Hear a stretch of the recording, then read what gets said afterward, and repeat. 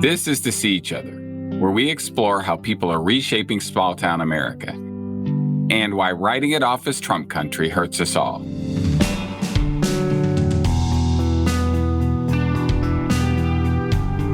I'm George Gale, and today we're traveling to Michigan, where we hear how our politics are separating us from our neighbors, from our families, from our friends, and how listening can bring us back together again.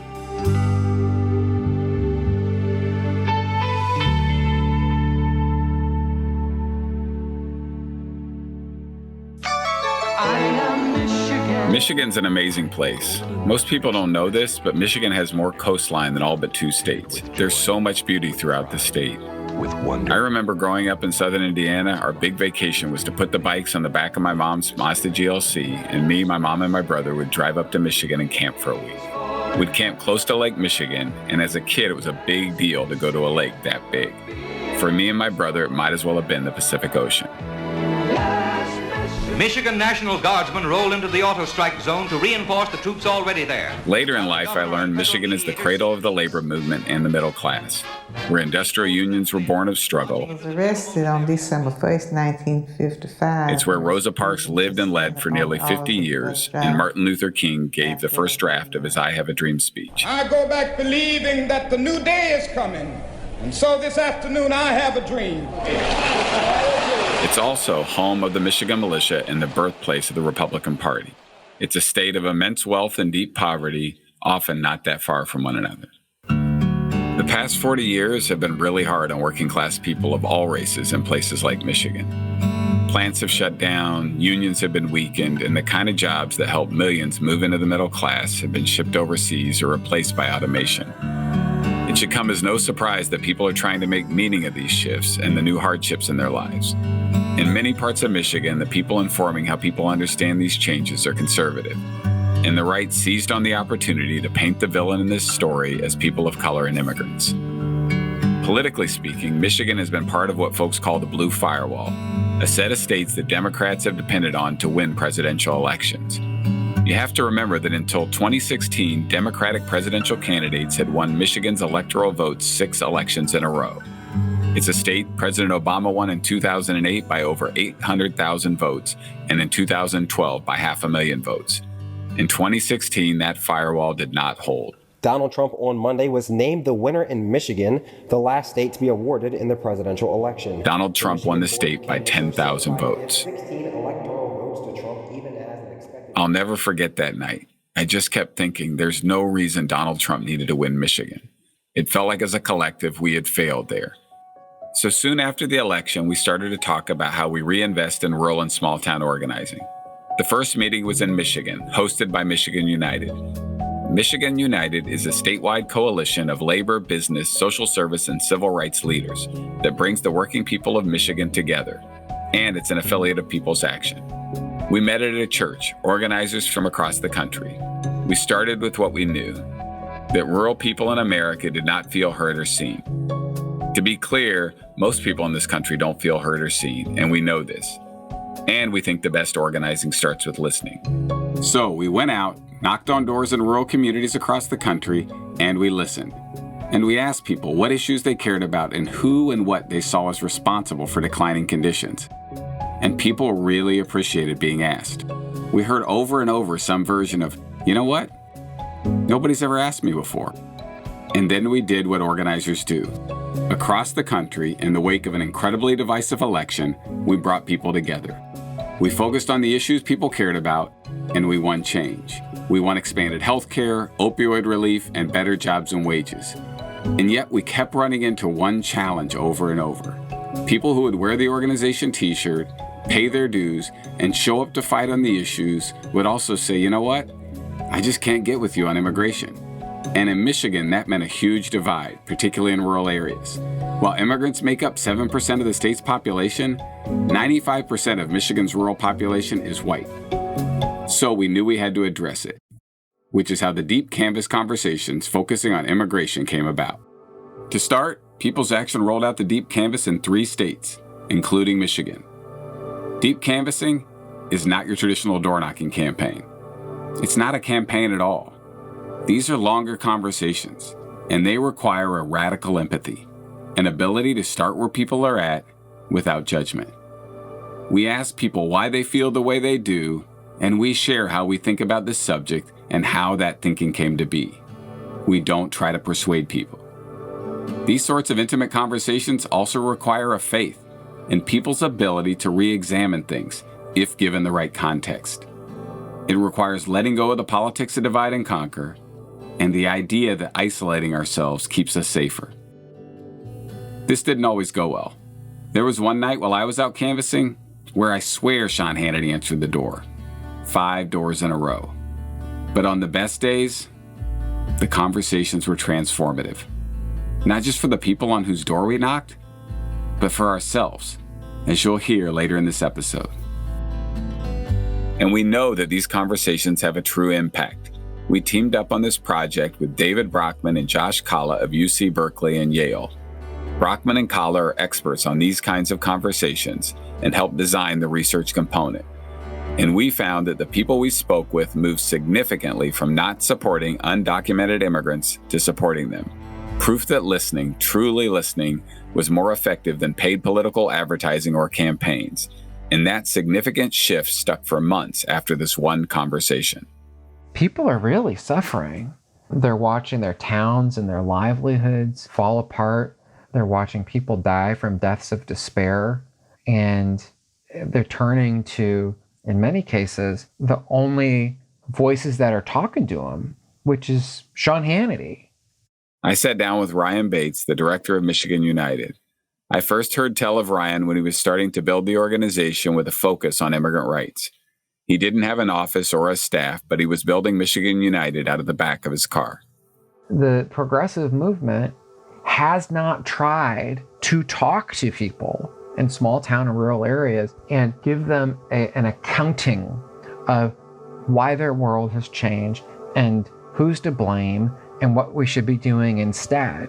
If the only voice they're hearing is Sean Hannity and Rush Limbaugh, we shouldn't be surprised when folks are voting for racial resentment instead of economic progress and social solidarity. So one of the conclusions that we came to coming out of the 2016 election was someone needs to go talk to working class and poor people in rural areas and small towns. Because if those folks aren't being asked to join us, they're going to go join Rush Limbaugh and Sean Hannity. Immigrant families who are detained at the border. And we have no one to blame but ourselves if they follow the only leadership they've been given. So we started out last year by going out and doing a door-to-door canvass, knocking on doors in small towns and trailer parks and talking to people about what they cared about and what mattered to them and what they were suffering through. And we were also testing out whether we could have real conversations about race. And Caitlin and her team have just done a fantastic job, and they've uncovered just amazing stories. In his autobiography, Malcolm X called on well-meaning white people to go to the front lines of where racism exists, and that's in their own communities. There are a growing number of white organizers doing just that, and Caitlin Homrich-Knieling is one of those organizers. These organizers see their home community experiencing some very big things all at once. An end to an economy that allows the next generation to do better than the last, being played with by the political right, misunderstood by the political left, and misrepresented by the media. When People's Action decided to up our efforts in rural communities, not everyone got it. But one person who certainly did was Caitlin. When I first met Caitlin, she was an immigrant rights organizer with Michigan United, focused on Detroit, a role she loved and was damn good at. And yet she felt called to bring organizing to her home community and rural communities like it. She's here today to share her story.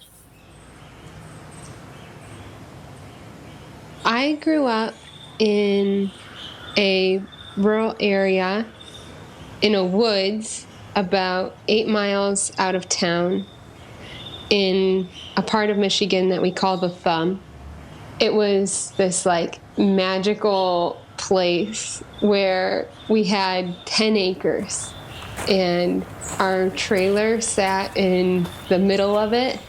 There was a small clearing of the trees my dad had cleared when he bought the property, and I could go exploring through the woods and come out on the other side in a sugar beet field or in a corn field, or we could go across the road, the dirt gravel road, and pick their blackberries and walk and find the creek and look at toads and fish. My mom's family had been in the Thumb for generations. I think they'd moved to the Thumb sometime in the late 1800s or early 1900s.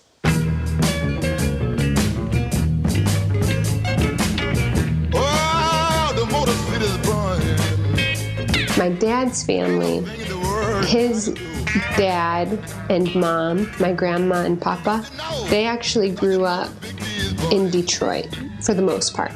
They got married and they moved to a suburb of Detroit called Royal Oak.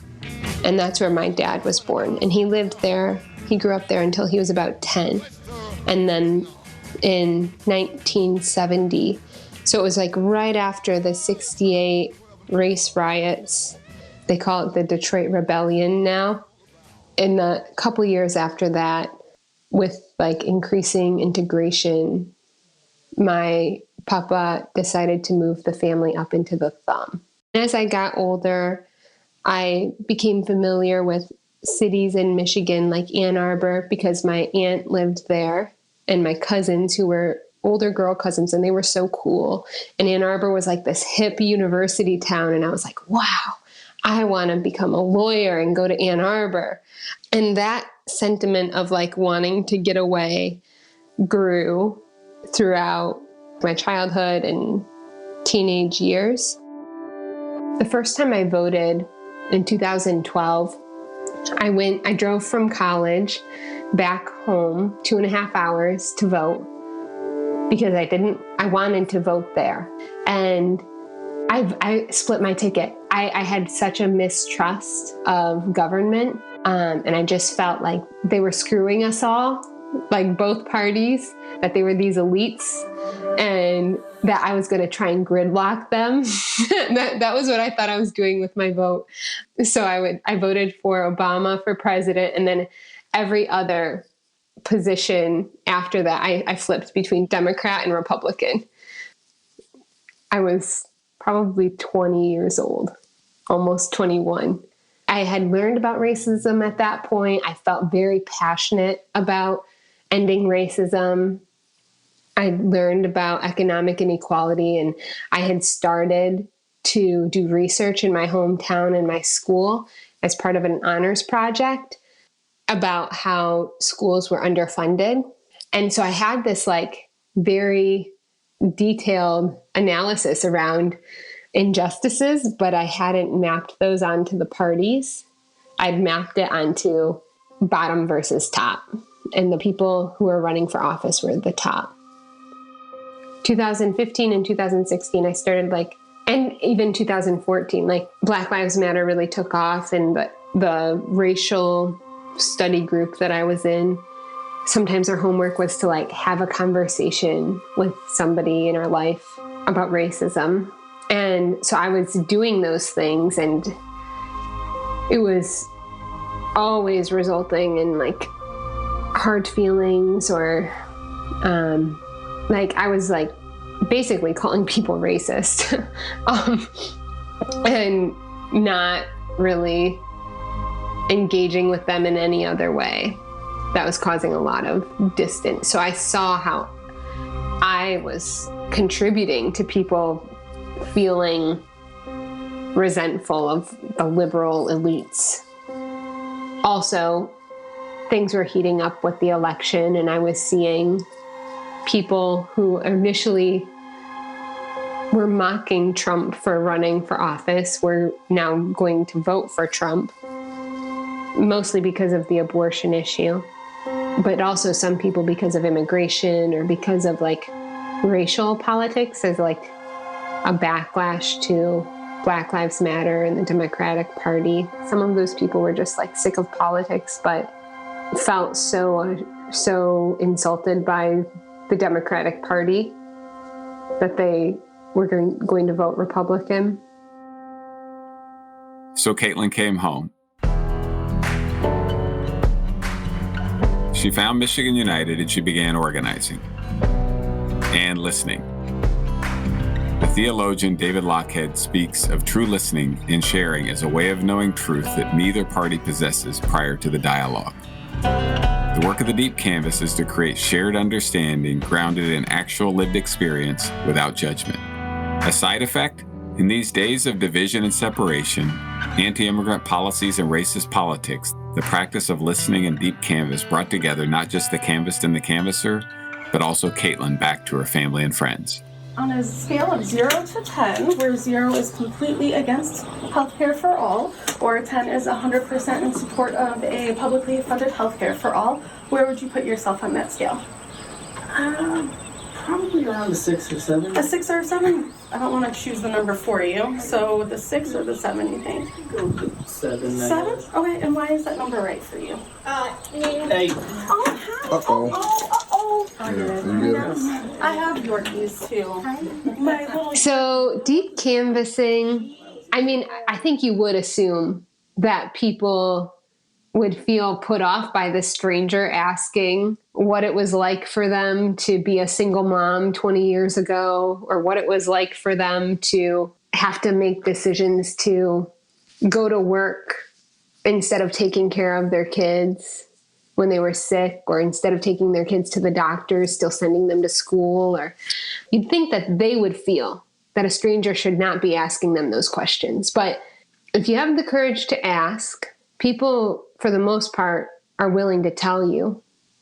And for a lot of people, it's a transformative experience because nobody's ever asked them questions like that. Not even their closest loved ones or best friends. The very first conversation we had as part of this project, we kind of had a script with this first door that we went to, but it was really a mess. We just knew we needed to ask questions to get to his story and what he was connecting with immigrants. So his name was Ed, and I had 2 volunteers with me, Susan and Zareth. And they were just going to observe. And I was scared shitless because I had no idea what I was doing. So we asked Ed, how do you feel about raising the minimum wage to $15 an hour on a scale of 0 to 10, where 10 is definitely and 0 is definitely not, and 5 is undecided? I'm a 10, Ed says. Okay.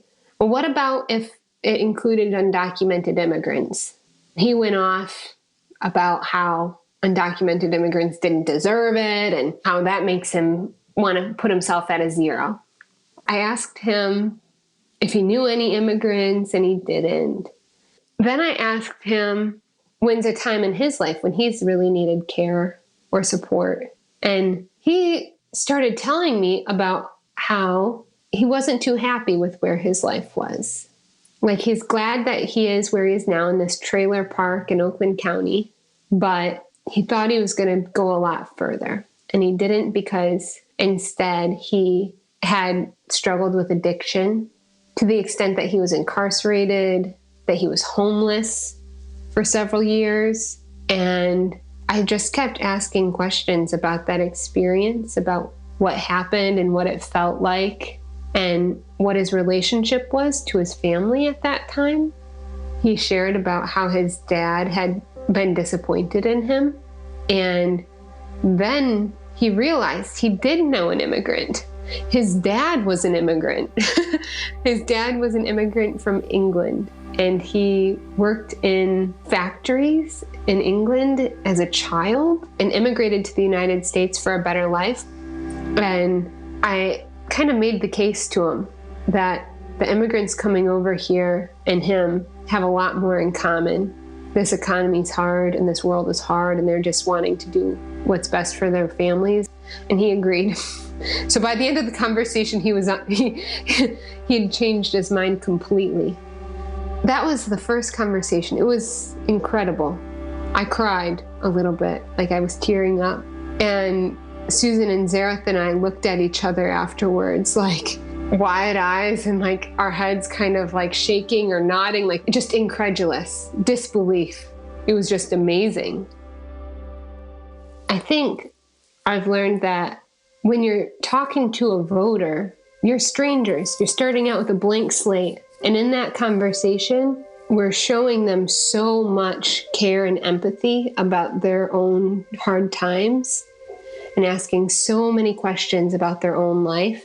We really honor their story and their wisdom and their dignity. And I realized that I'm not starting out on a blank slate with a lot of my loved ones and a lot of my friends and family members. I have not 100% honored their dignity and their experiences and their wisdom. And that has damaged their trust in me, you know? So I realized I needed to rebuild my relationships with a lot of my loved ones. So like one of my best friends who I had kind of stopped talking to after the 2016 election, because we just increasingly were having tense arguments about Black Lives Matter or about immigration and then Trump and his election. And it just got to be too hard and we fought too much and we're out of touch with each other's lives. And with being pregnant now, she has been reaching out to me a lot. She's been like one of the first people I wanted to tell that I found out I'm having a boy, you know? It's been really sweet to rebuild that relationship. And I have learned from the Deep Canvas that I need to honor her experiences and wisdom a lot more before we're ready to broach the topic of immigration again. And then when I do, I have one shot before I become preachy and condescending.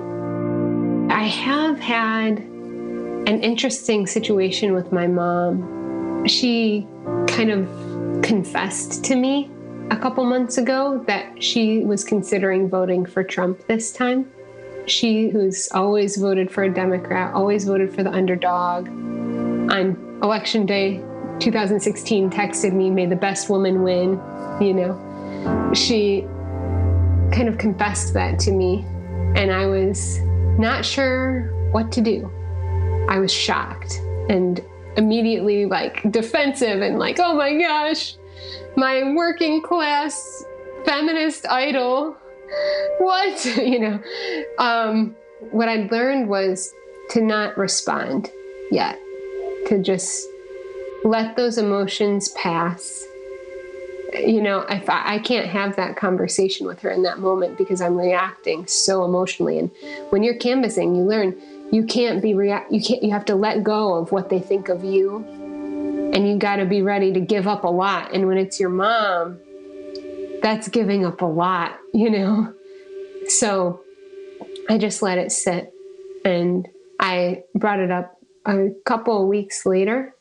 I told her that I appreciated her telling me, and I asked her what it was like for her to tell me, because she had justified it as being about the stock market, because her and my dad started investing in the stock market when I think after they moved from the trailer to the house.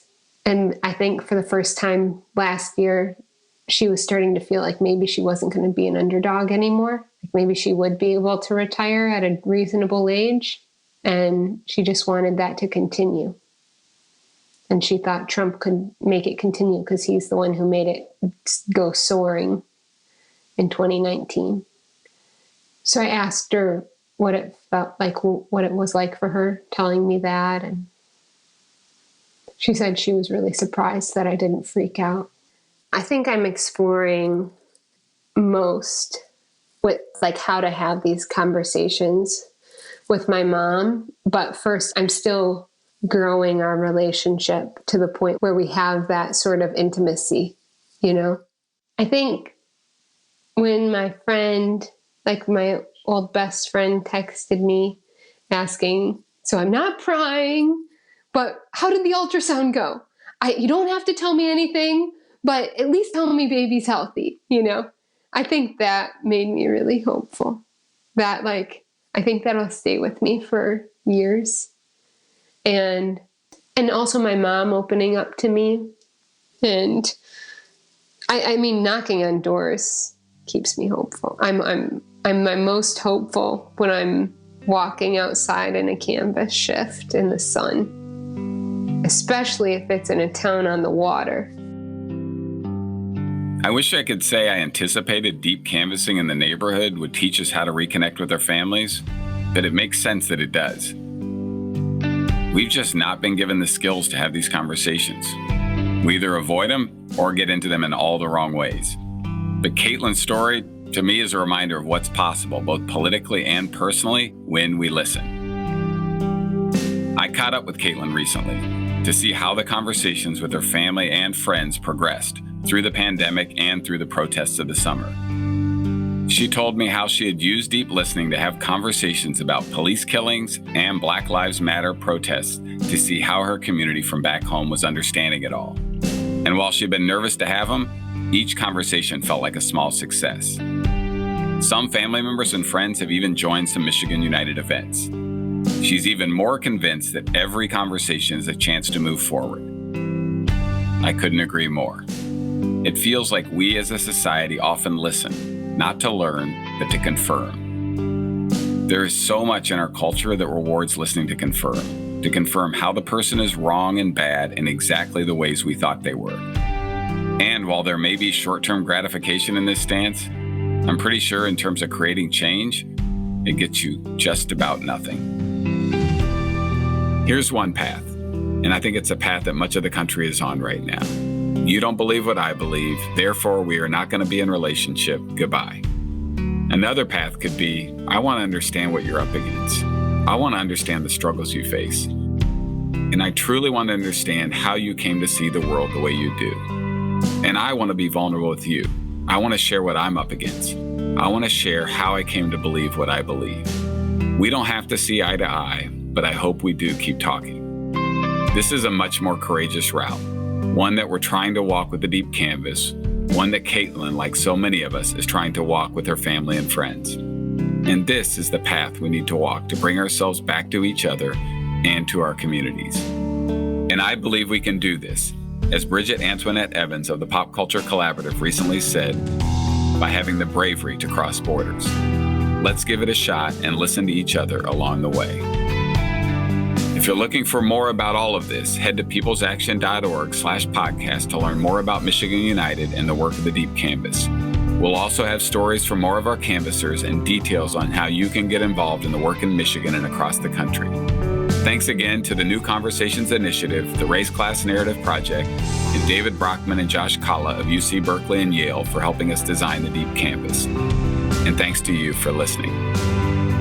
To See Each Other is produced by People's Action and the Mashup Americans. It is executive produced by Amy S. Choi and Rebecca Laird. Our senior producer is Sarah Pellegrini. Our development producer is Melissa Lowe, and our production manager is Shelby Sandlin. To See Each Other is sound designed by Pedro Rafael Rosado, original music by the Tang Brothers.